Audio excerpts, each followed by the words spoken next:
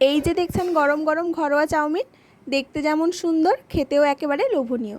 আজকে আপনাদের সঙ্গে শেয়ার করছি সহজ কিন্তু অসাধারণ এই রেসিপি। প্রথমেই গ্যাস অন করে নিলাম, ননস্টিক কড়াইতে জল বসালাম। জল ফুটে উঠতেই দিলাম 1 চামচ নুন আর অল্প সাদা তেল। এতে চাউমিন একসাথে লেগে যাবে না। 2-3 মিনিট সেদ্ধ করেই ঝরঝরে করে নিলাম। এবার তৈরি হবে বিশেষ ভাজা মশলা। আলাদা ননস্টিক কড়াইতে সামান্য দারচিনি, লবঙ্গ, গোলমরিচ আর এলাচ আর একটু নুন। অল্প ভেজেই যে সুবাস বেরোলো, একেবারে মন ভরে গেল। এরপর কড়াইতে তেল দিয়ে দিলাম আর পেঁয়াজ হালকা হালকা ভাজার পর যোগ করলাম রসুন কুচি আর কাঁচা লঙ্কা।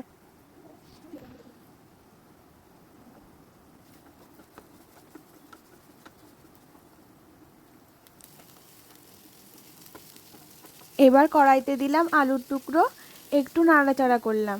আলুর উপর দিলাম লঙ্কা গুঁড়ো, হলুদ গুঁড়ো আর নুন। মশলা দিয়ে আলু হালকা হালকা ভাজা হয়ে এলে দিলাম গাজর কুচি। গাজর নরম না করে শুধু হালকা ভাজা হলেই দিলাম বাঁধাকপির কুচি।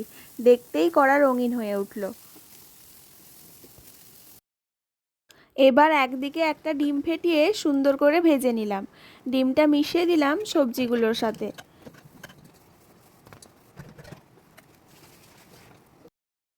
এরপর দিচ্ছি আগে থেকে সেদ্ধ করা চাউমিন।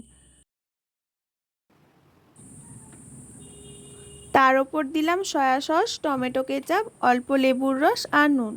ভালো করে নেড়ে মিশিয়ে নিলাম। এরপর দিলাম আগে থেকে বানানো ভাজা মশলা, দারচিনি, লবঙ্গ, এলাচ আর গোলমরিচ দিয়ে তৈরি। ভাজা মশলার পর দিলাম 1 চিমটে বিরিয়ানি মশলা। মিশতেই গন্ধটা একেবারে অন্য লেভেলে চলে গেল।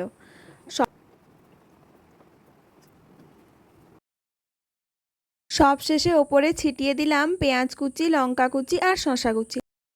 এবার প্লেটে উঠলো গরম গরম ঘরোয়া স্টাইল চাউমিন। চামচ দিয়ে প্রথম কামড়, মশলার গন্ধ, সবজির ক্রাঞ্চ আর নুডলসের নরম স্বাদ, একেবারে লাজবাব।